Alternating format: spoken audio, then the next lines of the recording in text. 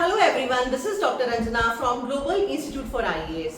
Today is 9th of May 2025 और बहुत ही ज़्यादा डिमांडिंग टाइम चल रहा है हम सब के लिए, सभी कंट्रीमैन के लिए। जैसे कि आप सबको पता ही है डेफिनेटली कि ऑपरेशन सिंदूर स्टार्ट किया जा चुका है और अभी it's a kind of full fledged war. एक इस तरह की सिचुएशंस बन चुकी हैं और प्रे करते हैं कि सब ठीक रहे और उसके साथ ही सैल्यूट करते हैं हमारी आर्म फोर्सेस को। और इन सभी पॉजिटिव नोट्स के साथ बेटा शुरू करते हैं आज का करंट अफेयर। तो ऑपरेशन सिंदूर जो बेटा स्टार्ट हुआ उसमें सबसे पहले आपको थोड़ा सा मैप स्टडी की फॉर्म में ध्यान रखना है कि कौन कौन से एरियाज थे जहां पर कि हमारे जो एयर फोर्स है उसने स्ट्राइक करा। तो उसमें देखो आपको न्यूज़पेपर में ही पूरा मैप नजर आ रहा है। इसमें ये जो डॉटेड लाइन है this is your basically LOC और ये ऊपर वाला एरिया हमारा POK है, पाक ऑक्यूपाइड कश्मीर है।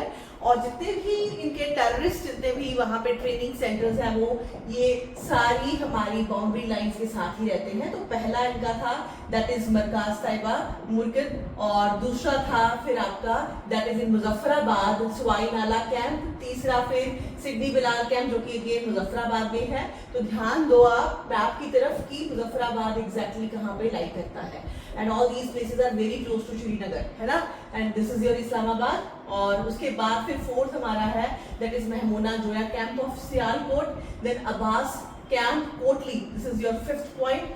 6 में Sajjal camp, now this is the area of Narowal, right. इसकी पोजीशन को आप ध्यान में रखो। And then Barnala camp Bhimber और उसके साथ ही then Markaz Subhanallah, this is your Bahawalpur. तो भावलपुर के रीजन के अंदर भी हमने स्ट्राइक करा है, राइट। तो इन सारी प्लेसेस में क्या क्या इनकी इंपॉर्टेंस है, कौन कौन से आपके टेररिस्ट ऑर्गेनाइजेशंस यहाँ पे एक्टिव थी जहाँ पे इनको ट्रेनिंग दी जाती थी, इसके बारे में थोड़ा सा आप जो है एक बार अपना फोकस कर लो। तो जैसे कि मरकज तैयबा है, इसके अंदर बेसिकली क्या पाया गया है कि इन मुर्दे इन पाकिस्तान पंजाब प्रोविंस है हमारा, इज द हेडक्वार्टर ऑफ लश्कर-ए-तोयबा। तो इसमें आपको मैचिंग का क्वेश्चन आता है, किसी भी फॉर्म में क्वेश्चन आ सकता है। इनफैक्ट मेंस में अगर आप लिखोगे तो थोड़ी सी प्लेसेस अगर आप वहां पे मेंशन कर दोगे अलोंग विद टेररिस्ट ऑर्गेनाइजेशन तो आपके मार्क्स ज्यादा आ सकते हैं। तो इससे आप इसको थोड़ा सा डिस्कस करने वाले हैं।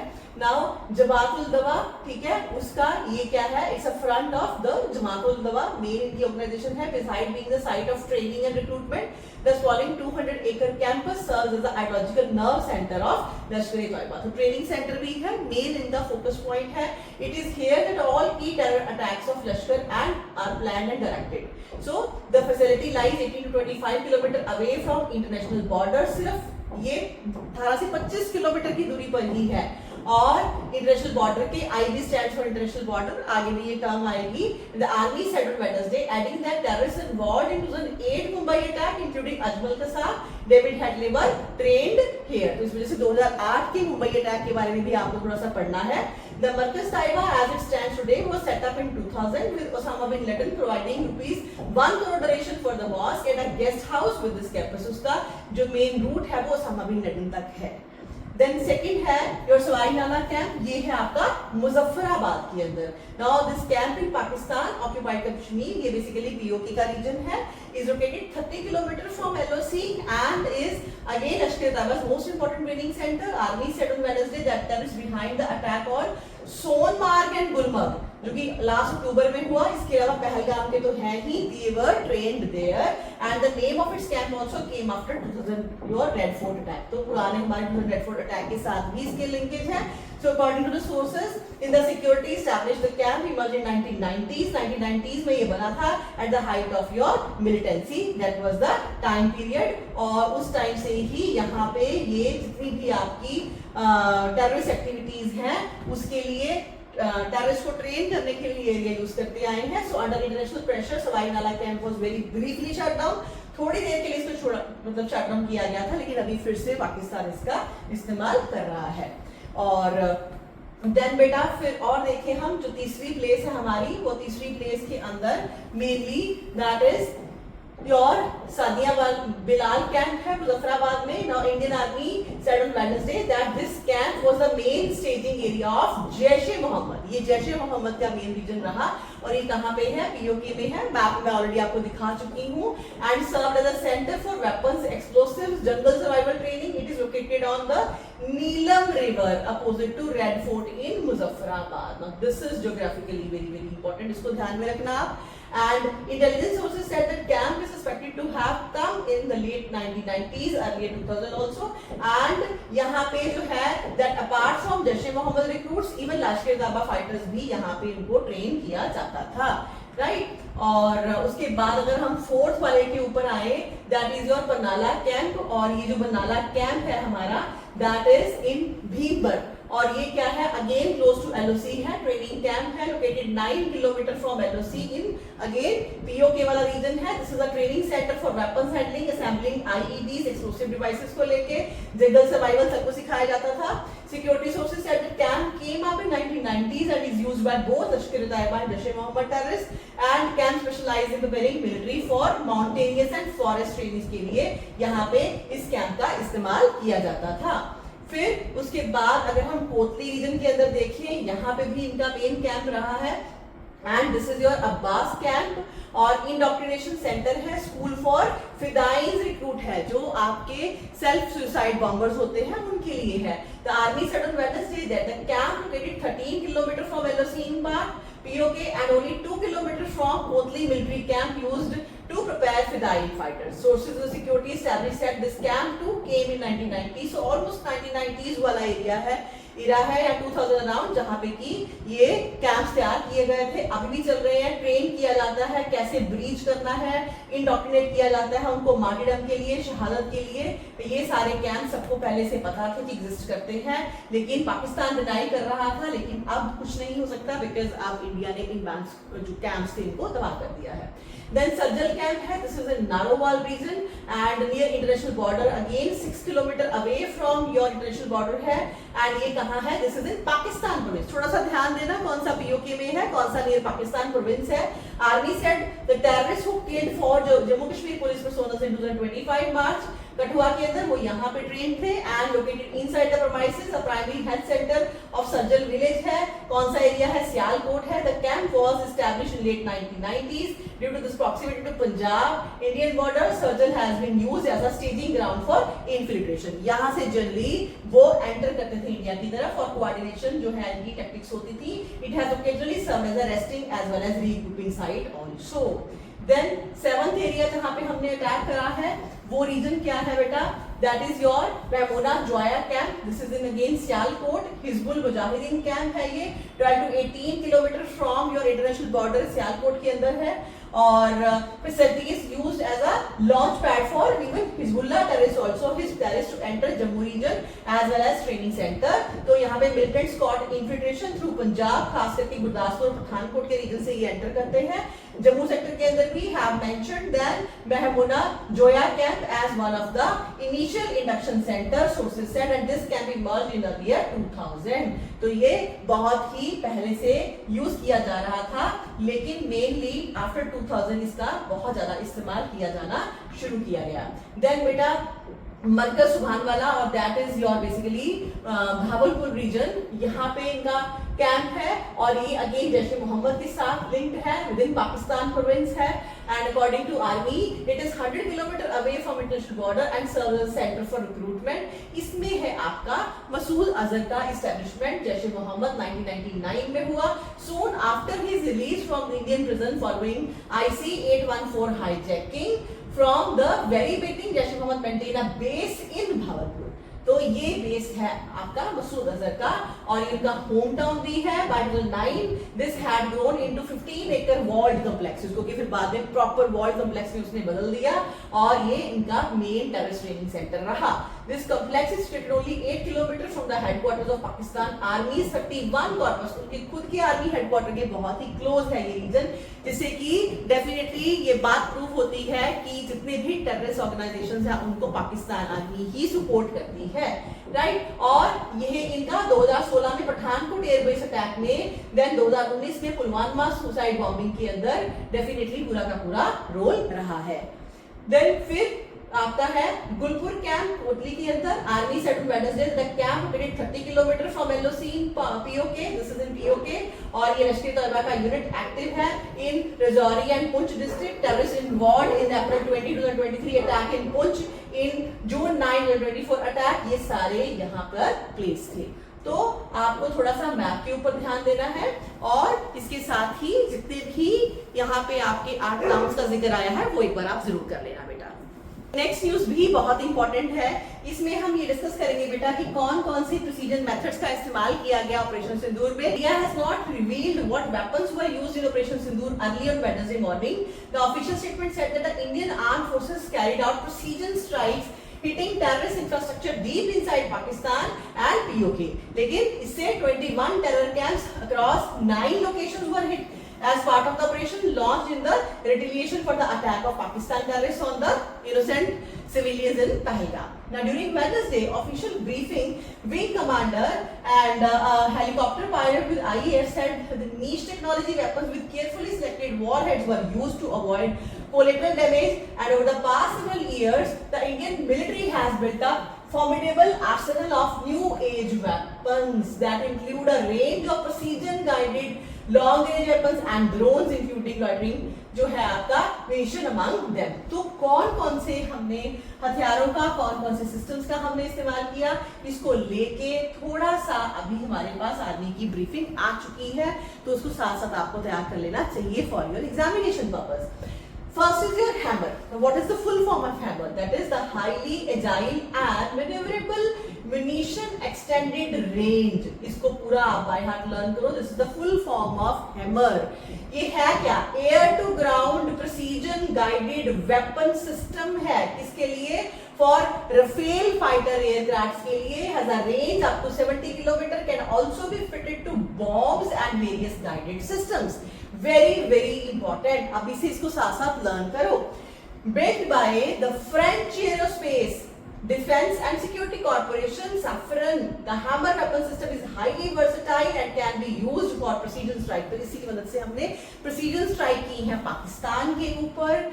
And according to Safran Group, the system is autonomous and insensitive to jamming.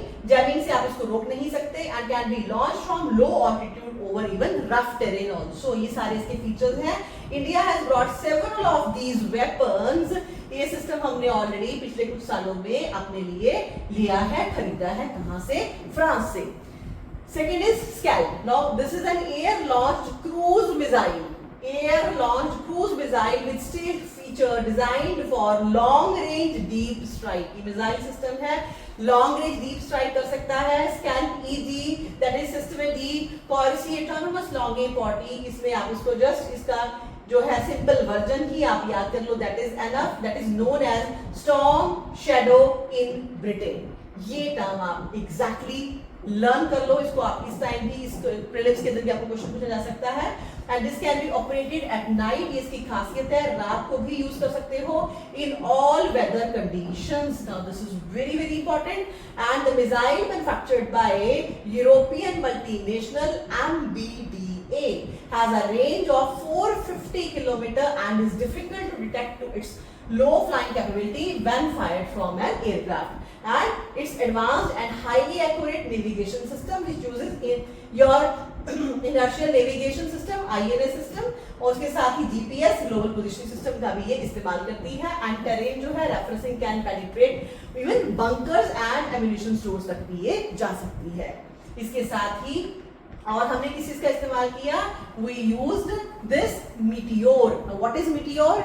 It's a new generation beyond visual range air-to-air missile, that is BVRAM system, which is effective in dense electronic warfare environment also. According to its manufacturer MBDA, the missile solid fuel ramjet motor का इस्तेमाल करती है, provides it with thrust all the way to the target, intercept and does the largest no escape zone. वहां पे use कर सकते हो any air to air missile system. Very important. और नेक्स्ट हमारी सबसे फेवरेट है, that is your BrahMos, the supersonic cruise missiles which have been operationalized in all 3 defense services are built by BrahMos Aerospace, a joint venture रहा between Indian Defense Research Organization DRDO और उसके साथ ही कौन है, Russia. and then BrahMos missile operates at close to Mach 3 speed तक चलती है in the cruise phase and which then ensures reduced flight time, बहुत ही कम टाइम के अंदर ट्रेवल करती है, lower dispersion of target and quicker engagement time and non interception, इसको कोई पकड़ नहीं सकता, इंटरसेप्ट नहीं कर सकता। The missile operates on fire and forget principle, adopting varieties of flights on its way to the target. As per its website, cruising altitude could be up to 15 km and terminal altitude as low as 10 metre. तो इतनी ज्यादा, मतलब range देखो कितनी है height की। And the missile carries a conventional warhead weighing 200 to 300 kg भी अपने साथ लेके जा सकती है। The range of some BrahMos missile for land and ship attacks have been nearly even doubled in the recent years। तो बहुत अच्छा हमारा जो है अभी फिलहाल डिफेंस में आर्सेनल सिस्टम we have जो है prepared, this is good for us। And then your lightning munition, they are used for surveillance and identification of targets and can carry out precision strikes autonomously and otherwise, and the armed forces in the last few years have been procuring a range of drones including your lightning munition। तो ये सारा हमने इस्तेमाल किया at the time of your mission सिंदूर। तो mains में question आपको definitely आना ही आना है, आईएएस पीसीएस दोनों में, प्रीलिम्स में भी chances are very high, you will get questions out of them. तो प्लीज हमारी सेनाएं तो लड़ रही है वहां पे, आप इन सबको एटलीस्ट लर्न अच्छे से कर लीजिए ताकि आप आगे जाके अच्छे ऑफिसर्स बने और आप अपनी भी ड्यूटी अच्छे से परफॉर्म करें in the form of bureaucrat, right. तो चलते हैं नेक्स्ट न्यूज की तरफ। तो अब वॉर फील्ड से बेटा थोड़ा सा चलते हैं स्पेस की तरफ। ये नया डाटा आपके पास आ गया है ना, गगनयान ऑलमोस्ट रेडी है।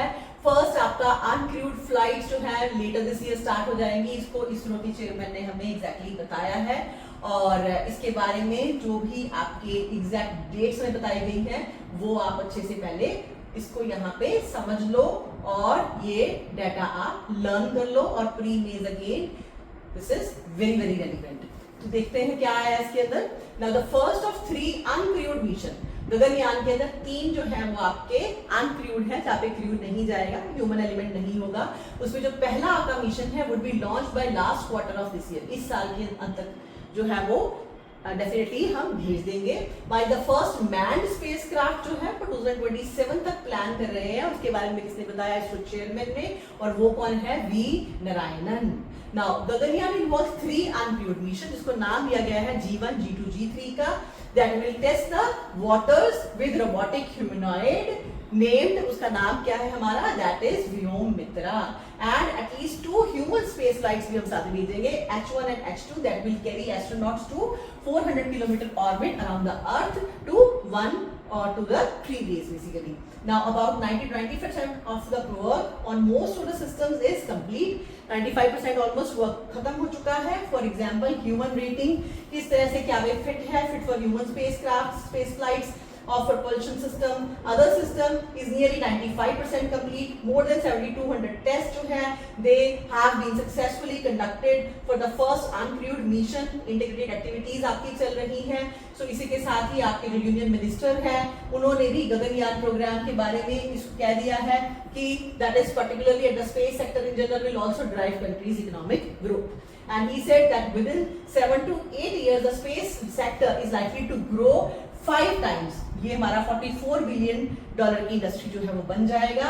इसी के साथ ही ISRO and ISRO other major projects that is of building an Indian space station जो हम डेफिनेटली बनाने जा रहे हैं, जिसको हम बोलते हैं भारतीय अंतरिक्ष station BAS, would kick off from 2028, 2028 तक वो भी शुरू हो जाएगा। And BAS is a space based laboratory similar to International Space Station and is supposed to be built by assembling 5 different modules in space, and the first of 3 modules is expected to be launched, इसका पहला जो है module launch हो जाएगा by 2028 and the assembly again further is expected to be completed by 2035, यहाँ तक आते आते ये पूरा का पूरा operationalize हो जाएगा। and the assembly of your BAS that is module was contingent on ISRO's ability to carry out docking. तो इसके साथ ही हम वहां पे पहुंच पाएंगे, डॉकिंग कर पाएंगे, to carry out docking of two fast moving objects in the space, something that was able to achieve with your SpaceX, that is space docking experiment mission earlier this year. इसको लेके वो बता रहे हैं कि I am extremely happy to report that SpaceX mission has been 100% successful and we were able to dock 2 satellites. तो हम already ये टेस्ट करके देख चुके हैं 2 satellites and moving at a speed of 28,400 km per hour in January itself. And जो है undocking was done, वो मार्स के अंदर की गई। We carried out docking for second time and April में दोबारा फिर वहां पे डॉकिंग करके दिखाया गया and second attempt happened like your even child's play. तो बहुत आसान रही and the first one had taken some time but the second docking happened very smoothly. So इस वजह से ये हमारा प्रोजेक्ट बहुत अच्छा चल रहा है। For the first time your uncrewed mission of Gaganyaan, the process for assembling first solid stage रहेगी of the launch vehicle has already commenced, he said. And the solid जो है आपकी motor for the crew escape system are already जो है वो prepare हो चुकी हैं। He said manufacturing of your crew and crew modules and your service modules was complete already, and the first mission was carrying an unpressurized crew module, meaning it will not have environmental control that will be needed, जिसको कि हमें जरूरत पड़ती है कहाँ पे, जब हम ह्यूमंस को लेके जाते हैं। The uncrewed mission will carry on board half humanoid, लेकिन इसमें जो uncrewed mission है वहाँ पे एक रोबोट रहेगा जिसको हम बोलते हैं Vyommitra, and robot has been designed to undertake activities that the astronauts would during a human mission। तो human mission जैसे human beings वहाँ पे टेस्ट के लिए आपके जो भी प्रोफाइल है वो लेते हैं, वैसे ही वो काम ह्यूमनाइड करेगा। And under the Gaganyaan mission human rating of all the propulsion system to be used has also been completed, while many space agencies developed entirely new launch vehicle for human mission. We have used LVM-3 as a base and have human rated it, और हमने इसको LVM-3 को ही use करना है and this help to save even 4,200 crore. तो already हम बहुत ही कम पैसे लगाकर अपना ये मिशन कंप्लीट कर पाएंगे। उसके साथ ही बेटा फिर आपकी एक नीट है, इसको ध्यान में देना है आपका। This is Axiom 4 mission that will give key input to Gaganyaan. The Axiom 4 space mission from US, which is flying India's Shubhanshu Shukla among 4 astronauts of the International Space Station, has scheduled several experiments, and the result of which would help ISRO to execute their own manned जो है वो space station. और ये space flights में हमें फायदा होने वाला है। तो ये है Axiom 4 स्पेस मिशन है जो कि यूएस का है। इसमें हमारे इंडियन जो है astronaut that is Shubhanshu Shukla वो जाने वाले हैं। And keeping in mind the utility for Gaganyaan, ISRO has designed at least 7 experiments relating to impact on human health and growth of crops in microgravity। कैसे हम क्रॉप्स उगा सकते हैं इन्वायरमेंट्स इन द मिशन, वो हम already इसको लेके experiments कर ही रहे हैं। और इसके साथ ही फिर जो हमारा Axiom 4 मिशन है, इससे क्या होगा, is expected to go up in the first week of June के मे बी फर्स्ट वीक में चला जाएगा ये। And the mission is going to carry out several experiments and this mission will provide first hand experience to our astronaut to work in space environment. ठीक है, इसका हम फायदा लेंगे अपने मिशन के अंदर और कैसे एक्सपेरिमेंट्स परफॉर्म करने हैं, कैसे कोलैबोरेट करना है। So all this is going to feed into our own Gaganyaan programme, so जो हमारे लिए बहुत ही यूजफुल साबित होने वाला है to successfully carry out, right. And now all efforts including experience we gain from Axiom 4 mission is basically geared towards that. And he said that India is spending, इसके ऊपर हम 550 करोड़ खर्चा करने वाले हैं। And one of the experiments rating the study of growth rate, even cellular responses कैसे रहेंगे हमारे, बायोकेमिकल एक्टिविटी, ठीक है, वो साइनोबैक्टीरिया की वो हमें चेक करना है, group of bacteria known to produce your energy through photosynthesis. Now a study of this micro organism may offer the key to deep space exploration further and long term presence of humans on the moon और other planets. कि क्या इंसान वाकई वहां पे रह पाएगा कभी के नहीं। Self sustaining system for oxygen production without the need to resupply from Earth. तो इसके लिए हम क्या देखने जा रहे हैं, हम देखने जा रहे हैं कि आपका साइनोबैक्टीरिया क्या वहां पे रिलेट कर सकता है या नहीं। एंड अदर एक्सपेरिमेंट जो है उसमें क्या होगा, that would basically study your experiments would study the impact of space flights on germination and growth of even sprouts and also crop seeds। तो क्या वहां पे क्रॉप्स हम उगा पाएंगे? और ये this year even cow P seed sent by ISRO on board the experimental platform on the last stage of PSLV for germination in space. तो ये हम ऑलरेडी देख चुके हैं कि काउपी जर्मिनेट होता है and growth metabolism and genetic activities of your microalgae will also be studied for its potential as sustained oxygen generating system and food sources in space. So all these facts are very important for us. इसको आप बहुत अच्छे से definitely learn करना। Next news है एक बहुत ही हमारी इंपॉर्टेंट मीट या कॉन्फ्रेंस हुई, इसको बहुत अच्छे से ध्यान दो आप, प्रीलिम्स में भी पूछा जा सकता है इस साल। और इसमें मेनली कंसर्न ये है कि नासा ने पार्टिसिपेट नहीं किया, लेकिन ये मीट क्या थी, कहां पे हुई, कितने कंट्रीज ने पार्टिसिपेट किया, ये आप लर्न करो। नाउ 35 कंट्रीज हैं, senior official from space agency representing कहां के, चाइना, जापान, कनाडा, यूरोप, उसके साथ ही over 1700 delegates and 10 astronauts representing various countries और कंपनीज हैव डिसेंडेड कहां पे, न्यू दिल्ली में आए टू पार्टिसिपेट इन किसमें, ग्लैक्स, GLEX। What is this? That is global space exploration conference 2025, जो कि इंडिया में हुई न्यू दिल्ली के अंदर। एंड बट समथिंग जो है वो मिस था, वो क्या था? There was no representation from your NASA, that is your national aeronautic and space administration, US की है। And the reason is lack of funds to support NASA scientist और astronauts to travel and attend. तो ये बहुत ही हैरानी वाली बात है कि इस बार हमारी जो यूएस गवर्नमेंट है वो अच्छे से फंडिंग जो है वो अपनी इतनी इंपॉर्टेंट ऑर्गेनाइजेशन है उनको नहीं दे रही है। सो ग्लैक्स जो है jointly organised by international astronautical that is federation IAF और होस्टेड बाय इसरो। और ग्लैक्स अपने आप में क्या है, एक ज्वाइंट ऑर्गेनाइजेशन है, ज्वाइंटली इसको ऑर्गेनाइज करते हैं IAF that is international level पर, इंटरनेशनल एस्ट्रोनॉटिकल फेडरेशन। और इस बार इसको इसरो ने जो है वो अपने कंट्री में होस्ट किया है। Sources from organising committee said that on condition of anonymity that even at least a dozen NASA members were expected to be in New Delhi। लग रहा था कि वो आएंगे लेकिन नहीं आ पाए। and soon after Donald Trump turned to power earlier this year has like in his administration announced a slew of the badges। तो ये हमारे लिए इतना इंपॉर्टेंट नहीं है कि उनको पैसा नहीं मिल रहा है, that is fine, but ये मीट हुआ, हमारे कंट्री में हुआ, कितने कंट्रीज ने पार्टिसिपेट किया, पर्पस क्या था, ये हमारे लिए लर्न करना जरूरी है। so this is all for today and hope so आप अपने आप को बहुत इतना कूल को मेंटेन करते हुए अपनी रिवीजन कर रहे होंगे और आप ज़्यादा इम्पैक्ट नहीं लेंगे सराउंडिंग्स का। और बिकॉज सबको अपनी अपनी ड्यूटीज़ करनी चाहिए, राइट? तो हमारी आर्म फोर्सेस अपनी ड्यूटी प्ले कर रही हैं, आप अच्छे सिटीजन और अपने अच्छे स्टूडेंट होने की ड्यूटी को फुलफिल करते हुए अच्छे से रिवीजन्स करो और जितनी भी नई इन्फॉर्मेशन मिल रही है डेफिनेटली उसको भी आप साथ में ग्रास्प करते हुए चलो। हमेशा चांसेस होते हैं कि प्रीलिम्स में भी क्वेश्चंस बनते ही हैं आपके week just before your exam, ठीक है? आपको तब तक आपका करंट अफेयर पढ़ते हुए जाना चाहिए और मेंस में तो आपको ये सब आना ही है, तो इसके ऊपर भी ध्यान रखो। और ये काम मैं आपको आपके लिए अपनी वीडियोस में करती रहूंगी। आपको बहुत ज़्यादा न्यूज़पेपर पढ़ने में टाइम वेस्ट करने की ज़रूरत नहीं है और वेट कीजिए, रेगुलर मेरी वीडियोस को वॉच कीजिए, साथ साथ it takes only 10 to 15 minutes, उसके ऊपर 10 मिनट एक्स्ट्रा लगा के आप इसको लर्न कर सकते हो।